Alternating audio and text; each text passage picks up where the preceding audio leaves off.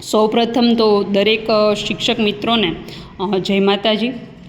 ઘણા શિક્ષક મિત્રોની ફરમાઈશ હતી કે બેન તમે તમારા લેંગ્વેજ રૂમનો વિડીયો ઉતારી અને અમને એક વખત મોકલો કે જેના કારણે અમે પણ અમારી શાળામાં લેંગ્વેજ રૂમ છે એ બનાવી શકીએ, લેંગ્વેજ કોર્નર છે એ બનાવી શકીએ. તો મિત્રો આ મારી શાળાનો લેંગ્વેજ કોર્નરનો વિડીયો છે. ઘણા મિત્રોના મનમાં પ્રશ્ન હશે કે આ કઈ શાળા છે, ક્યાંના છે, આ બેન ક્યાં નોકરી કરતા હશે. તો સૌપ્રથમ એની માહિતી આપી દઉં તો હું ભાવનગર જિલ્લાના મહુવા તાલુકાના મોટા ખુટવડા ગામમાં આવેલી બજરંગપુરા પ્રાથમિક શાળાનો આ લેંગ્વેજ રૂમ છે. આ શાળાની અંદર અમે બંને હસબન્ડ વાઈફ બંને લેંગ્વેજ ટીચર તરીકે જોબ કરીએ છીએ અને બંનેએ મળીને આ રૂમ છે એ બનાવેલો છે.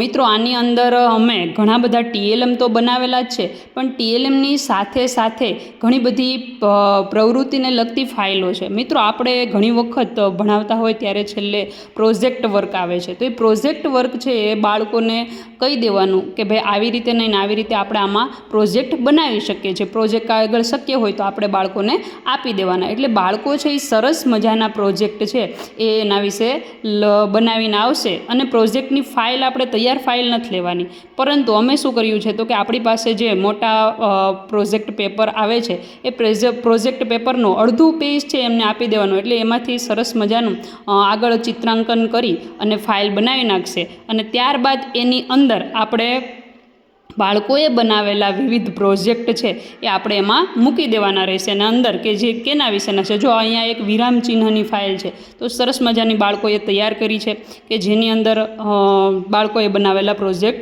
મૂકેલા છે. તો આ એક આપણે કોઈ આવ્યું હોય આપણી શાળાની અંદર તો બાળકોની પ્રવૃત્તિ પણ આપણે બતાવી શકીએ અને સાથે સાથે વ્યવસ્થિત રીતે સચવાયેલી ફાઇલ રહે એ રીતે અલગ અલગ આપણને ફાઇલો છે એ આપણે ગોઠવી શકીએ છીએ. ત્યારબાદ ભાષાને લગતી અથવા તો શાળાના કોઈ પણ પાઠમાં આવતા કોઈ પણ વસ્તુને લગતા અલગ અલગ ટીએલએમ છે એ બનાવેલા છે. શક્ય હશે તો ક્યારેક હું તમને ગ્રુપમાં દરેક ટીએલએમનો અલગ અલગ ફોટો પાડીને પણ મોકલી આપીશ. જો જોતા હોય તો તમે મને જણાવજો. આ સિવાય પ્રદર્શન પણ એમાં છે. ક્યારેક ક્યારેક વિદ્યાર્થીઓને અમારી શાળાની અંદર ઘણા બધા રૂમ છે, એટલે શક્ય બને કે ભાઈ અલગ રૂમની વ્યવસ્થા કરી અને આપણે બાળકોને આ રીતે અલગ રૂમમાં પણ લેંગ્વેજ કોર્નર રૂમમાં લઈ જઈ અને એની પ્રવૃત્તિ છે એ કરાવી શકીએ. જો તમારી શાળાની અંદર આવી શક્યતા ન હોય અથવા તો અલગ રૂમની વ્યવસ્થા ન હોય તો તમે વર્ગખંડની અંદર પણ લેંગ્વેજ કોર્નર અથવા તો સીડીના પગથિયા અથવા તો કોઈ એવા રૂમની અંદર કોર્નર વર્ગખંડની અંદર ખૂણામાં પણ આવી રીતે તમે બધું વ્યવસ્થિત ગોઠવી અને લેંગ્વેજ કોર્નર બનાવી શકો છો.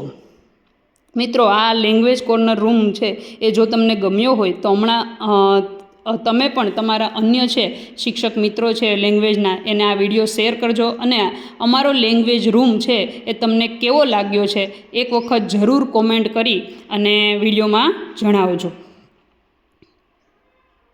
આપનો આવો સરસ પ્રેમ મળવા બદલ આપ સૌનો ખૂબ ખૂબ આભાર.